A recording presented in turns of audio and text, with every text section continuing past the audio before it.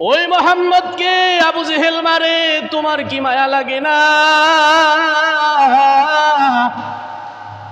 ও আমির হামজা, মোহাম্মদ বুঝি এতিম, মোহাম্মদের বাবা নাই, এই কারণে মনে হয় তোমাদের মায়া লাগে না, আত্মমর্যাদায় আঘাত লাগে না। এই কথাগুলা যখন বলছে নবীজির চাচা আর সহ্য করতে পারে নাই। আমির হামজা তখনও পর্যন্ত ইসলাম গ্রহণ করে নাই, ইসলাম কবুল করে নাই, আর সহ্য করতে পারে নাই। সোজাসুজি আবু জেহেলের কাছে অনেক মানুষ বসা আছে, ডাক দিয়া বলতেছে, কোলাঙ্গারের বাচ্চা, মোহাম্মদের বাবা নাই, আমি আমির হামজা এখনো পর্যন্ত জমিনের মধ্যে বেঁচে আছি।